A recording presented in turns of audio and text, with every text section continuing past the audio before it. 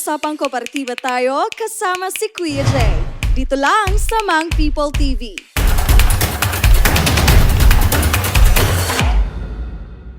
Good day everyone and welcome to Usapang Kooperatiba, and today it's another segment for UK or Usapang Kooperatiba, and it's a special day mga ka-People's Co-op. It's because we have our handsome guest for today and long-time friend ako diri sa ato ang kooperatiba, and help me welcome our new admin officer and HR officer sa PG Transco or People's Jeep Transport Cooperative, Mr. Aljen Rojas. Sir Aljen, good morning or good day. Good day, Sir Jake. Kumusta Sir Aljen? Okay lang. How's your travel diri sa Mang People TV na to? Just fine. No? Traveling here since traveling Lapu-Lapu going here is a little bit challenging, but still I were able to come here as early as you expected. Yeah. And sir, as we all know, before gikan ka sa ato ang CEO, you are working as one of the executive secretary of Cebu People's Multipurpose Cooperative, and we congratulate with your new position for that. Congratulations, Sir Aljen, and we thank you also for always inviting the Mang People TV with our team to shoot or video shoot, cover sa mga events and activities natin dyan sa ating People's Jeep Transport Cooperative. And how's the new transition, sir, as of today? Okay, Sir Jake, thank you. So, first and foremost, before I proceed to the question, Sir Jake, so let me greet the people around, the people in the cooperative who are listening now. So, good morning or good day to all of you who are listening today. So, in terms of the PG Transco transition, we mostly do our very best from the CPMPC management coordination to the PG Transco management. So, everything are in place actually. So, all drivers and POWs are being assumed or are being adapted.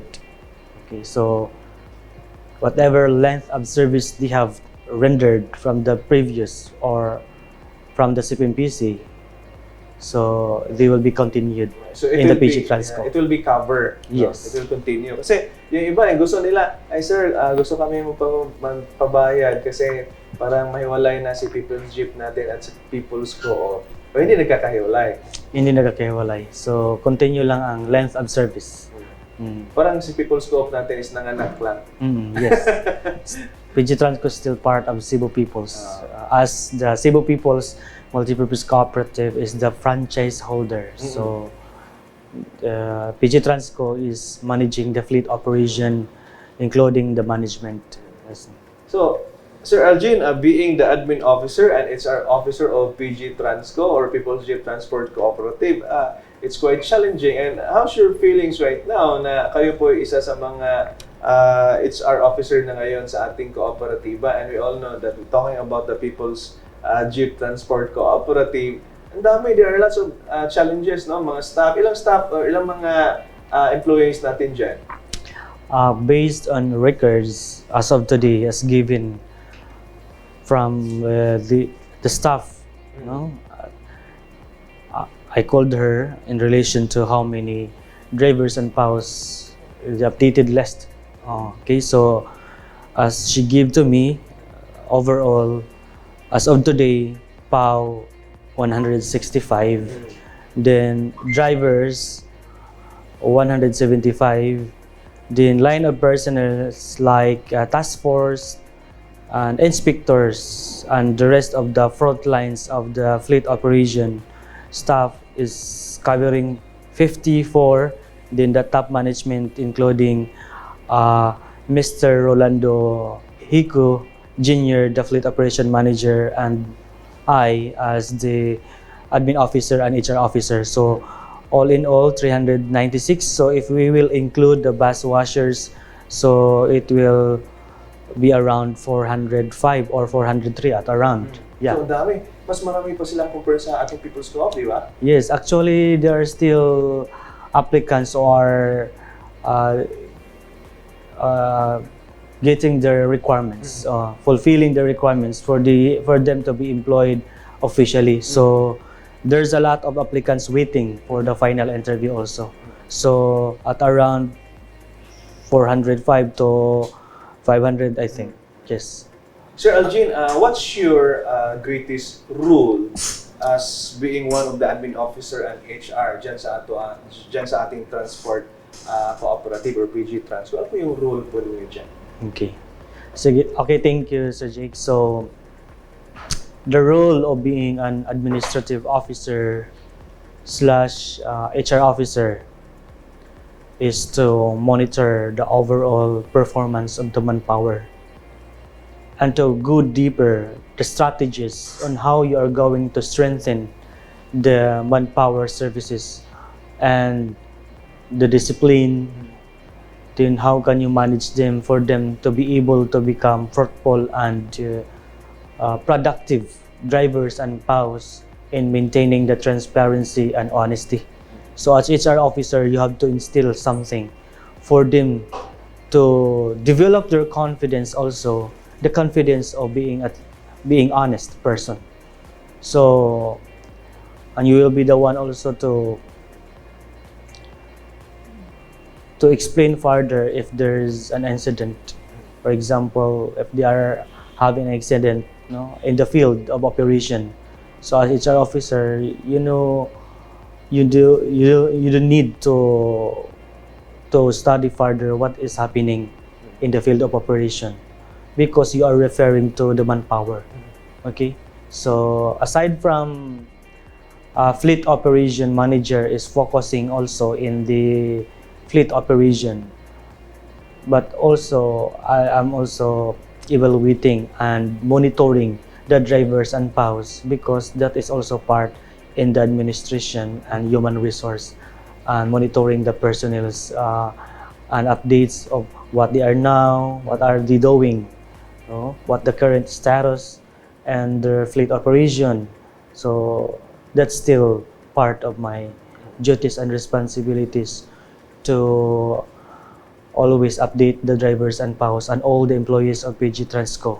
If what they are they developing now, what are their concerns, and what are their queries in order for me to be addressed to them. Okay. Sir Aljen, hindi ba kayo nahihirapan that from being the executive secretary of the CEO and hindi ba kayo nag-a-adjust or ano po yung mga adjustment na ginagawa ninyo? And now you became the admin officer or HR officer ng PG Transco natin, People's Jeep. Okay, so Di ba yung fields of experience po ninyo, di ba mas iba po siya compare sa dati ninyong trabaho. yes, since I'm 1 year of service as executive secretary under the leadership of the newly president and CEO of CPMPC, Mr. Brian Piap, then here now being the administrative officer and HR officer under the leadership of the People's Jeep Transport Cooperative Board of Directors spearheaded by Chairperson Macario Quevedo. So it's a little bit different comparing to the executive secretary and the administrative officer and HR officer, wherein there is now the decision that you need to make and you have to overcome the challenges in facing the reality in order for you to give what could be the best suggestions to all employees if they have something concerns of they have problems in life or problems encountering from their day-to-day operations. So it's quite different because executive secretary, you will be assisting the schedules of the president and CEO, and whatever communications of the president is depending on your hand. So it means the schedule of the CEO is depending on you, and whatever approved schedules from your hand, from your planner, that will also be approved by the president and CEO, because the president and CEO has given you an authority to sort out what are the front lines concerns and the frontline appointments. Therefore, you'll be just assisting. But I'm so happy also that I've learned a lot in facing the businessmen and other sectoral governments, agencies, and other people who are with the president and CEO. So ano po yung mga learnings po ninyo, Sir Aljen, for the past year? Ilang taon ka na dito? And we're so thankful that Coming 2 years, but I'm almost 2 years, no? already 1 year as executive secretary, then continuing, and now coming 2 years for And this is your second guesting? Hindi ako nagkakamali? second guesting, yes. During that time, I was an executive secretary. And I guess this is a long journey for you here in Cebu People's Co-op family for a reason na yung foundation mo din is solid po yung foundation po ninyo is because you are, your education, graduate po kayo ng, di ba education po yun? Yes. Tapos nag-masters po kayo Masters after BA? Mabed. Mabit. So after graduated the four-year course, bachelor, then I also have taken up at around 3 years my Masters of Arts in Vocational Education, which covers the philosophy and psychology in business and education. So therefore, it depends on me if I will be applying in the educational institution, or it could be company or cooperative. Therefore, I am much flexible whatever work that I'll be applying, because I had undergone my Masters of Arts in Vocational Education in order for me to balance what could be my work in the future. So therefore, I am now preparing myself for whatever work that I'll be handling with. Right. So nakakatulong po sa inyo yung background po in terms of education. Right? So Sir Aljen, our admin officer and HR officer, grabe, dalawa po yung position po yung pinaghawakan for today. So there are lots of questions for you, and bumabalik ang Usapang Kooperatiba. Paano ba magpamember sa Cebu People's Multipurpose Cooperative online? Una, you visit our website www.mycoop.ph. I-click mo ang Be a Member Now button. Follow the steps. Step 1. Watch our PMES video. Step 2.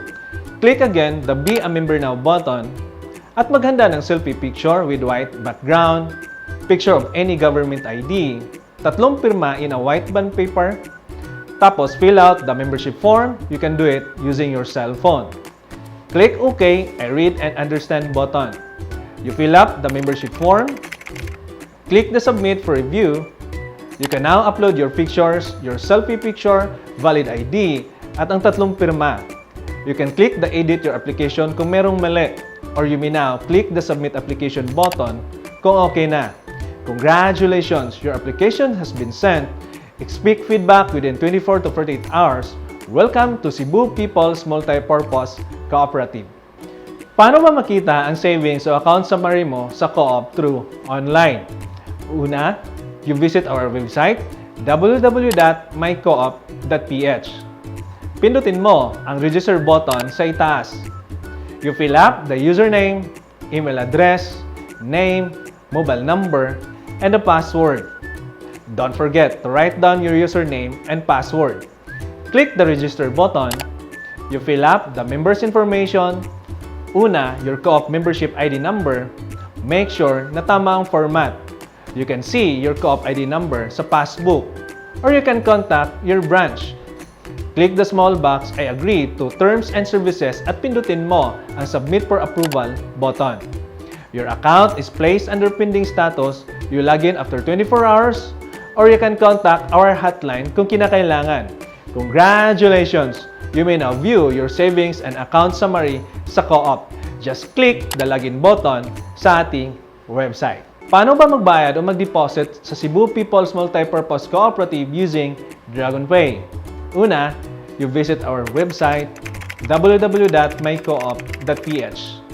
I-click mo ang Be a Member Now. Step 3, click Pay via DragonPay. You fill up the details in CPMPC DragonPay payment portal form. Click what are you paying for? Membership, loan, deposit, share capital, PPI, People's Jeep, real estate, or others. Lagyan mo ng amount, complete name, and email address. Click the checkout button. Select your source of fund, pwedeng online banking or e-wallet. Or you can choose over-the-counter or ATM. Click the box I agree to the terms and conditions and pindutin mo ang select button. Click send instructions via email or mobile button. Magpunta ka sa iyong email address. Pindutin mo ang link na ibinigay ni DragonPay at sundin mo ang payment instructions. Congratulations! You made the online transactions using DragonPay.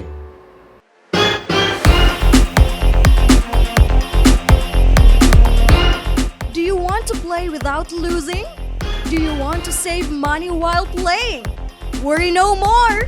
For 25 pesos worth of entry, you can now play and save money at the same time. But there's more! Not only you can enjoy and save money, but you also get a chance to win 1 million pesos or a brand new car. The choice is in your hands. Only here in Play to Save.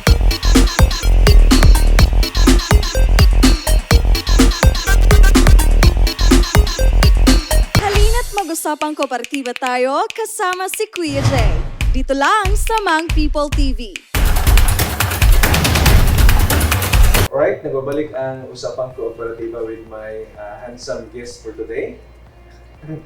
Our admin and HR officer ng PG Transport Cooperative, Mr.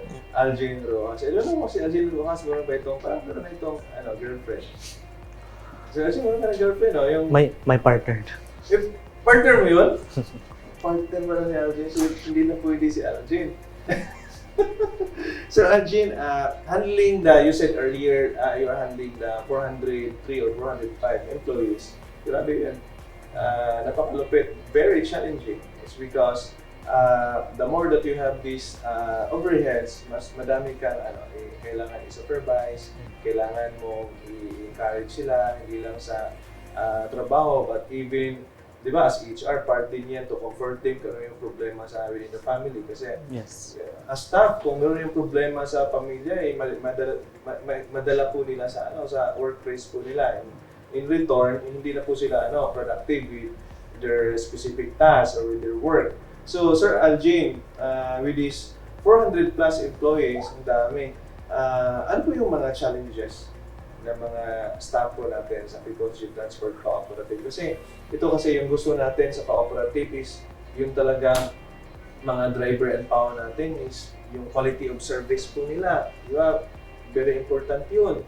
Dapat tutukan natin yun na pagpasok ng mga pasahero or commuters natin sa People Jeep. Good morning, ma'am. Good morning, sir. Di ba? Kailangan po yung mga customer service. Yung iba, nagko-comment din sila, Sir Aljen, kasi yung iba, train. Sir, grabe, yung dala kong bag, yung bit-bit kong bag, ina-assist ako ng pao. Ang bigat-bigat, but tinulungan niya ako. Very accommodating yung staff ko rin. But as of today, Sir Aljen, ano po yung mga challenges natin dyan na kailangan natin i-correct? Okay. So, Sir Jake, there's a lot of challenges in the People's Ship Transport Cooperative wherein it covers at around 405, and there's a lot of applicants still getting their requirements. So expected, or I am just expecting at around 500, yes, more or less. So the biggest challenges in that particular position as administrative officer and HR officer is knowing their preference. For example, there are drivers and POWs that they have different preference. They want their family to be covered up with insurance. Yeah. There's a lot of drivers also that their priority is their children. How can they will be able to send their children to school? So second, then third, there's a lot of people also looking forward for how they will be able to build their house. Housing. Yes, housing. Education. There's a lot of things, and there's also a group of people that they also want to have the capitalization. So there's a lot of things that we need to consider and think about it. And it's not easy in the part of administrative officer and HR officer there's a lot of things to know, the benefits of the employees, and how can you help them, and how can you put yourself in their foot, no? Or how can you put them in the position of truth. So therefore, there's a lot of things for you to consider and to understand also their behavioral, their needs, daily needs, their characteristics, and everything that you need to consider, the inner self, the communication between drivers and POWs or towards the co-workers. There's a lot of things for you to evaluate. Areas that need to be improved. Yes. So, kaya nga yung mga companies, palagi nilang ina-assist yung mga employees po nila kung anong mga kailangan. Di ba? Meron mga assistance sa mga employees kasi hindi porket we're in the business world, but yung iba is parang nakalimutan na din yung side sa mga employees kung ano yung gusto talaga nila. Right, Sir Aljen, and thank you for that. And Sir Aljen, yung mga trainings, kasi here in the cooperative, we are dealing with these clients, members, commuters. Ano po yung mga klaseng training na dinadaanan yung mga driver at saka POW po natin? Before po sila isalang, di ba meron po silang PMES or yes. Ano po ba ng mga trainings na kailangan nila before they will undergo this type of work para in order for them na magiging productive sila? Yes. So before they will be employed or before they will be started their work, so they must be undergone PMES, which is the membership services and education, for them to know the services of the cooperative, the benefits. So aside from membership services, there's also what we call that one, the road test in terms of drivers. Conventional testing. Yes. So they will be doing the road test around the highway. Yes. As I know, meron silang drivers academy na kailangan talaga ng mga driver natin na meron silang certificate ng in situ ba yun, yung sa drivers academy ng test na kailangan talaga nilang ipasar yun. Kasi hindi sila pwedeng ma-hire bilang driver natin sa People's Ship Transport Cooperative kung wala silang Drivers Academy. So, we assume na lahat ng mga drivers pa natin is meron po silang Drivers Academy. Yes. But, sir, yung mga projection natin and future plans in terms of their trainings, based on your assessments, ang nakikita po ninyo, ano pa ba ang kinakailangan ng mga staff po natin dyan sa People's Ship natin for them na ma-improve pa po yung mga like customer service nila, yung kanilang communication skills nila towards sa mga commuters po natin. Kasi yung iba kasi, hindi natin maiwasan nga, ang dami naglabasan ngayon, Sir Aljen, ng mga modern bus. And hindi maiwasan na may mga commuters na lang magko-compare, bakit doon? Ang galing ng POW nila. Sir, sakay na kayo, sir! Sakay na kayo, ma'am! bakit dito? Walang ganyan. Di ba? Correct. And nag-viral nga, Sir Aljen, yung driver na mayroong alagang pusa. Ano nangyari sa pusa? Bakit may pusa sa jeep? Alagang pusa. O di ba di ba na-viral yun? Si Ayala. Si Ayala? Anong pangalan sa pusa? Parang Ayala ba? Parang Ayala din. So Sir Aljen, ano yung mga future trainings na nakikita po nyo na kailangan ng ating mga staff at saka mga drivers and POW? Based on what I have observed upon or after the turnover or the transition, so the personal development, and also the customer service training, as well as the team building of drivers and POWs and all employees of the People's Ship Transport Cooperative. That's also very important because team building, it also enable the person to interact and to show her or his knowledge in order to help the group. So there's also cooperation, unity. So, and also a spiritual training or spiritual, what we call that one? Spiritual counseling and also training. Bible study, mag-Bible study kayo dun. Yes. Kasi napaka-importante yan. Because as far as I considered, even if how knowledgeable you are, Mm-mm. how brighter you are, how excellent you are, if your heart doesn't have the desire to share the wisdom of God, you have nothing. Amen. Totoo yan. Yes, whatever educational background you have, whatever medals you have, and whatever strategies that you are the best of all, but if you don't have the heart to feel the heart of other people, you are nothing. Amen. Therefore, there should be a balance of in terms of spiritual consideration and personal development. Totoo yan. So therefore, there's a lot of things to understand and to implement in the People's Jeep, in the People's Jeep Transport Cooperative. Parang gusto mo mag-Bible study kami dyan, Neil? Mag-Bible study tayo. Ilihans natin yung i-pray natin yung mga driver ninyo. Actually, we prayed for them. Early in the morning, here in my team, sa MIA department, we pray early in the morning, and sometimes we included the driver and PAO in our prayers. Lord, gabayan niyo po sila because they are in the highest risk. Sana Lord, walang mangyari. And sana Lord is lahat ng mga drivers and PAO is honest po sila. Touch their heart. Kasi wala tayong magagawa. Di ba sabi mo, it's in the Bible na sabi nga ni Lord Jesus na I am the vine and you are the branches. If you remain in me and I will remain in you. Outside of me, you can do nothing. Grabe. Declaration yan ng Panginoon na outside of me, you can do nothing. Totoo yan. Ano man yung achievements natin sa buhay kung wala tayong Panginoon, wala tayong Lord, wala. Zero tayo. It's because the greatest thing in life is we accept and we believe that there's a certain being above. There's Jesus, there's Lord na kailangan natin i-worship and i-praise. Yan. So, madami palang kailangan areas to improve. Areas to improve the personal development. We consider that, and that's one factor also na nagkakagulo yung opisina, department, or any companies because iba-iba po yung upbringing natin. Correct.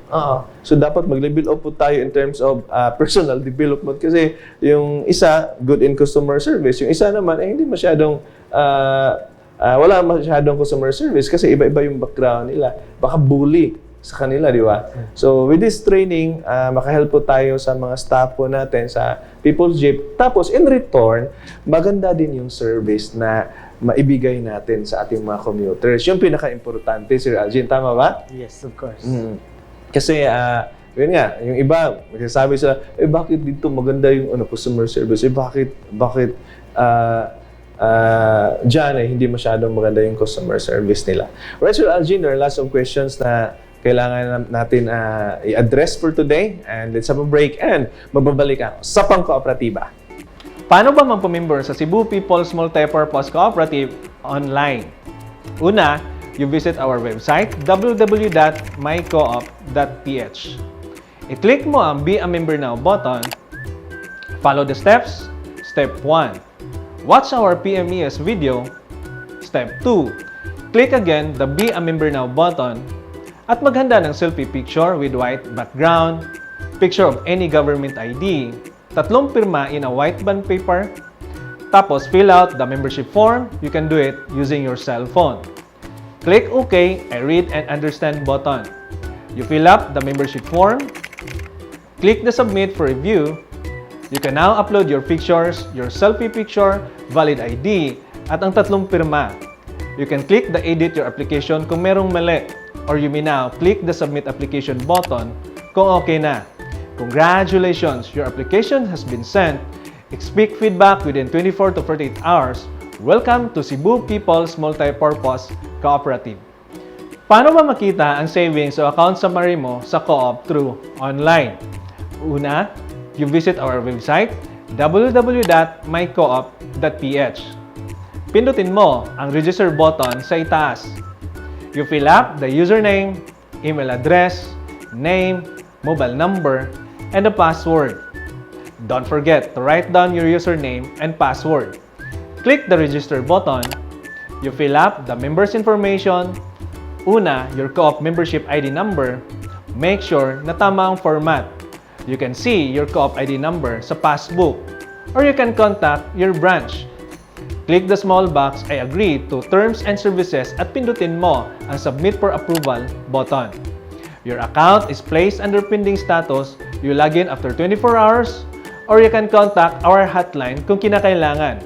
Congratulations! You may now view your savings and account summary sa Co-op. Just click the login button sa ating website. Paano ba magbayad o mag-deposit sa Cebu People's Multipurpose Cooperative using DragonPay? Una, you visit our website www.mycoop.ph. I-click mo ang Be a Member Now. Step 3, click Pay via DragonPay. You fill up the details in CPMPC DragonPay payment portal form.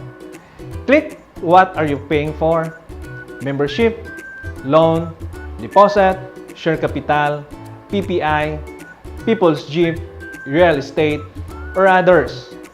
Lagyan mo ng amount, complete name, and email address. Click the checkout button. Select your source of fund, pwedeng online banking or e-wallet. Or you can choose over-the-counter or ATM. Click the box I agree to the terms and conditions and pindutin mo ang select button. Click send instructions via email or mobile button. Magpunta ka sa iyong email address. Pindutin mo ang link na ibinigay ni DragonPay at sundin mo ang payment instructions. Congratulations! You made the online transactions using DragonPay.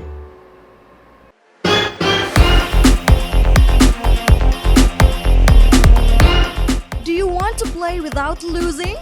Do you want to save money while playing? Worry no more! For 25 pesos worth of entry, you can now play and save money at the same time. But there's more! Not only you can enjoy and save money, but you also get a chance to win 1 million pesos or a brand new car. The choice is in your hands. Only here in Play to Save.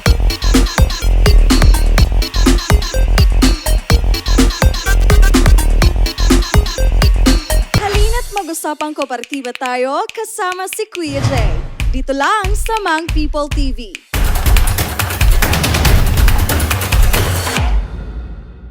Alright, nagbabalik ang Usapang Kooperatiba with my handsome guest for today, the Admin and HR Officer of People's Jeep Transport Cooperative, Mr. Aljen Rojas. Sir Aljen, kanina napag-usapan po natin yung mga assessment po ninyo dyan sa ating mga employees, sa ating People's Jeep Transport Cooperative, yung mga personal development, yung spiritual guidance. Kailangan talaga yan, yung spiritual guidance, di ba? Kasi kapag yung isang tao ay meron siyang guided siya spiritually, meron siyang Panginoon, di ba? Hindi na siya magnanakaw. Correct. In every company, yun talaga yung mga challenge, yung mga dishonesty ba ng mga moves, yung mga ninja moves, yung mga lupin moves. Dapat wala yan. Kasi dito sa cooperative is that kung honest lang yung mga staff natin, yung they are performing well with their duties and responsibilities, meron din tayong award. Di ba? So, encourage mo sila na yung mga PAO at saka driver natin na dapat para bang there's a friendly competition na kung sino yung malaki yung kita, meron po silang bigas. Di ba yung anong klaseng yun? Yung hindi naman relaunching yun, yung kina-cover namin yung People's Jeep Transport doon this month. Di ba mayroong award? Last July 30. July yun? 30. July 30 yun. Right? So, di ba mayroong award? So, encourage mo sila. Okay. Na yung mga staff natin dyan is dapat they are performing talaga sa duties and responsibilities para lahat is mayroong award. Correct. And Sir Aljen, I just want to ask, yung mga member po natin or yung mga staff ba natin dyan is lahat pagpasok sa cooperative, member din kagad na ating People's Co-op? Yes, of course. So, if they are employed in the People's Jeep Transport Cooperative, definitely they will be signing a paper for them to be able to be part of the membership of People's Co-op. Meaning they can avail the privileges of being a People's Co-op member. Yes. So whatever services, membership services of the Cebu People's Multipurpose Cooperative, they can avail everything. Yes, like the Mayan program, and also the insurances for those regular employees, no? Somewhat like that. So there's a lot of the services that they can avail actually. So ma-avail din nila as a Cebu peoples. Sir Aljen, ano po yung mga benefits natin sa mga driver? For us, since still we're continuing hiring with PAOs and drivers, ano po yung mga benefits natin sa mga drivers? They have the HMO ba? Or yung ano mga remittances nila? Or ano ba yung mga bonuses or incentives nila? For us na magiging competitive din yung mga ano natin, yung mga staff natin compare sa ibang mga modern bus dyan. So ano yung mga benefits being our driver and PAO? Okay, Sir Jake. So for those already employed in the People's Jeep Transport Cooperative, drivers and PAOs, for those who are to apply being a driver or PAO to People's Jeep Transport Cooperative, so we never miss to give them the reward. Yan. Yes. So for those who are top performing per route, the Fleet Operation Manager, Mr. Rolando Hico, giving them rice subsidy or something like that. The Fleet Operation Manager giving them an awards for those first in rank, second in rank, third in rank per route. So last July 30, during the transition and inauguration, so there's a lot of awarded drivers and PAOs in terms of their collection performance from January to June.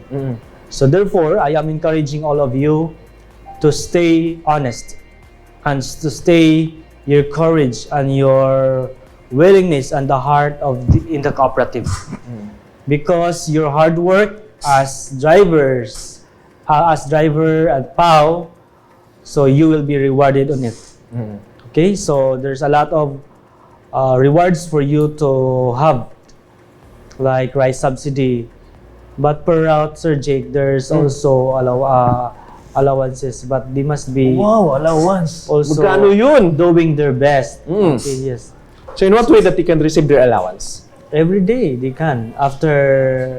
Yes. Meron bang quota or anong kailangan nila i-hit? Per route. I don't know the full scheme, but it's under the Fleet Operation Manager's monitoring, because it's already implemented since he assumed in the office as the Fleet Operation Manager.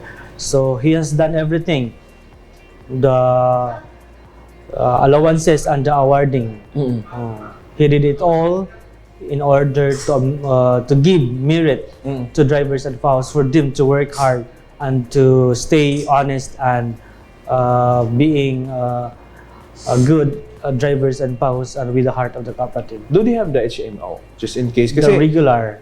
prone kasi sila, sir. Actually, they are risky. So they are the front line as the driver. PAO. So they can also avail the HMO for those regular employees. So therefore, so libre na ba? yes, Field care? field care.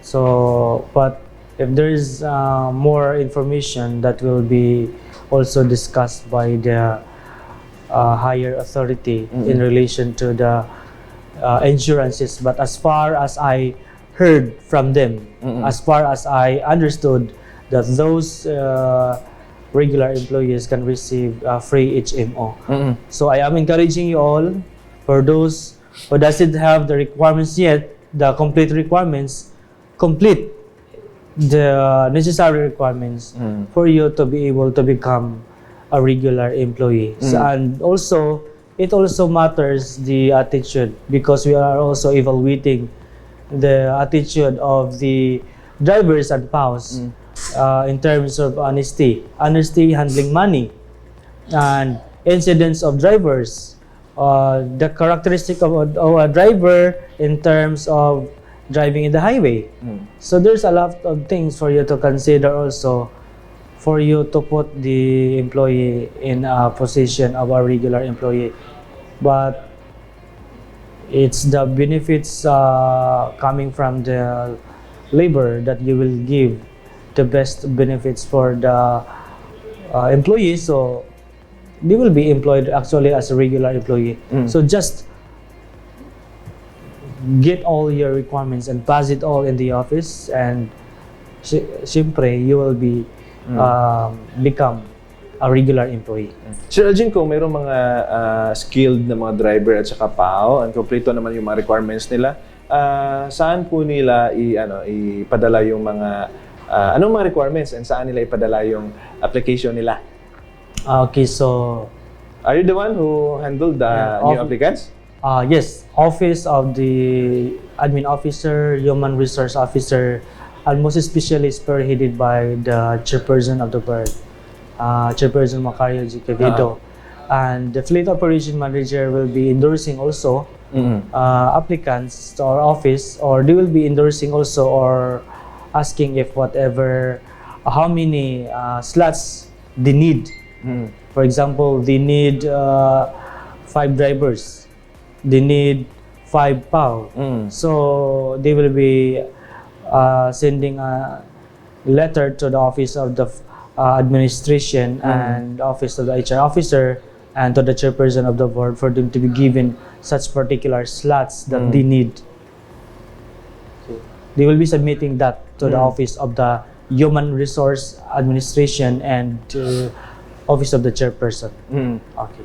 Right, so kasi yung sinishare natin yung mga benefits being employee of People's Youth Transport Cooperative, kasi kung ano po yung ginagawa natin or mga incentives, yung mga HMO, yung mga allowances na binigay natin sa staff, parang it will pay us back sa company kasi kasi yung iba kasi kapag walang mga allowances, yung iba is nagnakaw sila, but for them na parang walang magnakaw, para bang for them na to stick talaga in the company, for them talaga na they will be giving their 100% or more like customer service, it will create an impact to the commuters. Para bang kung ano yung ibigay natin, yung kagandahan sa mga empleyado, ibabalik din nila sa kanilang employer and even sa mga customer din natin. Yung kagandahan doon, di ba? So, masalbayis na ng mga salbayis na kayo na Sir Aljen, ay kanang gitagaan nimo og daghang incentives unya magbinuang pagud sa trabaho, no? Bawat gihapon, salbayis na kayo na. Or naka-realize na siguro ang uban, no? Kay base sa atong tan-aw ning anam naman sila level up ang atong mga drivers and PAOs, kay dili naman sila dili nila sila makaduha-duha gyud sa ilahang pagpaningkamot kay tungod gihatag na tanan ang benepisyo sa ilaha, allowances, awardan sila mga bugas, so nanatanan. So why not doing your best? Why not being an honest person? Yeah. So if you are a regular employee, then therefore you can also have the People's Co-op membership services. And PG Transco will offer also insurances like field care. So what are you waiting for, drivers and PAOs? You have to do all your best, no? Because the PG Transco is paying you back. Whatever you give the best performance to People's Ship Transport Cooperative, the management and staff and the people, the board of directors of the PG Transco, and with the help of the CPMPC board of directors and president and CEO and the rest of the management committees, the vice president, VPs, EVPs, they are trying their best to solidify everything just to give the best benefits for all the drivers and PAOs. So just do your best, stay being honest, and continue being good and with the heart of the cooperative. That is, I am always integrating that you must the heart of a cooperative. Because if you love your work, if you love the company, and if you love what you are doing, if you know what you are doing, then therefore you can have the best result in the future. Yes. Right. So Aljen, thank you. And so Aljen, do you have any strategies na nakita na pwede nating i-apply para ma-improve pa yung PG Transport natin? The strategies, the strategies are already there. through the leadership of the chairperson, Macario G. Quevedo, and the rest of the board of directors, and also with the help of the CPMPC president and CEO and the rest of the Mancom and the CPMPC board of directors. And now actually the fleet operation manager is actually doing the best strategies, because Mr. Rolando Hico Jr. has the knowledge of the fleet operation management. So therefore, whatever strategies, whatever benefits or whatever tactics that there's a need for you to implement, he has everything. Yes, actually. Then, since he assumed the office from the start until now, the current status of the PG Transco is actually growing. Since he assumed the office with the help of all the board of directors and the management committees. Right? And Sir Aljen, any future plan? So, pwede mo bang maibahagi sa amin, Sir Aljen, yung mga future plans natin for the PG Transport? My future plans, Sir Jake, as of today, since I'm just started in this newly position, so there's a need for me to study further, but the things that I am considering is the personnel development. That must be given to them, or they will be able to have the training for personnel development, and also the team building and the spiritual training. Yeah, spiritual training. Yes. Marami akong Bible sa bahay, count me in. I can give them for free. Yes. So as of now, that three things are my general and top priorities, my future plans for me to be able to start for the next level. If the trainings for personal development and the team building and also the spiritual training will be applied. So therefore, after that one, we can move forward for the next trainings that is fitted to them. Alright, thank you so much, Sir Aljen, for giving us the time na kayo po'y makapanayam and ma-interview dito sa ating Usapang Kooperatiba. With that happening in your life, yung mga promotions, yung mga adjustment of sa work, then the fields of expertise. Sir, sino po yung gusto niyong pagpasalamatan? Okay, Sir Jake. So thank you for this opportunity for me to be able to say thank you to all the CPMPC family, from the President and CEO, Mr. Brian Piap, for his guidance and teachings. I learned a lot from him during my time as Executive Secretary. And the rest of the Vice Presidents, VP Gerald Rivera, VP Michael Avelia, VP Nelson Eflin, VP Eric Babistado, and the rest of the VPs. EVP Jidre Jipenya, EVP James Glenn Abadilla, the EVP for social media, EVP Jacob Pilayan, thank you for giving me time. Welcome po. And the rest of the team, Director Neil, the cameraman, and all staff of MIA, thank you very much. EVP Masion. There's a lot of EVPs in the Cebu People's Multipurpose Cooperative. EVP Anilo Potalan, Unit Head Gisami Sanyo, and the PG Transco Board of Directors, spearheaded by Chairperson Macario G. Quevedo, and Directress Lorna Inot, Director Nielsen Iflim, Director Eric Babistado, Director Michael Isabella, and BOD Secretary Cheryl Rivera, and BOD Treasurer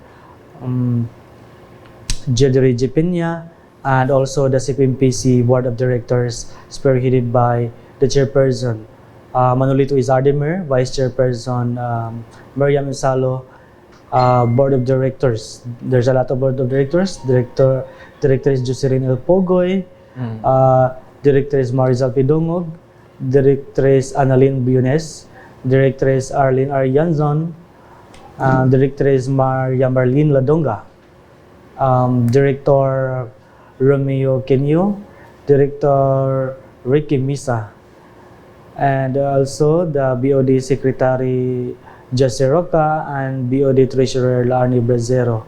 And is there any board of directors that I haven't mentioned, Sir Jake? Parang na-mention mo na. Okay, so for those who haven't mentioned, but you are all in my heart. I know who you are for those people who are always encouraging me, who are always supporting me, and who are always seeing that I am actually inspired by your words of wisdom. Thank you very much, People's Jeep Transport Cooperative Management. And also, I am also thanking the Fleet Operation Manager, Mr. Rolando Hico, for the tandem. Yeah. Just because in the operation, we are actually joining force, the two of us, for the operation because they will be focusing in the fleet operation, and I am also focusing for the manpower as administration and human resource. Right. So thank you so much, Sir Aljen, and looking forward na kayo makabisita. Tagal mo na hindi nakabisita dito, no? Thank you so much, sir, and congratulations with your new job as admin and HR officer. And sa mga kaibigan natin na mga OFW, mga staff, mga board of directors, mga members natin sa ating kooperatiba, maraming salamat for always watching our program. Until next time, dito lang sa Usapang Kooperatiba. To God be all the glory.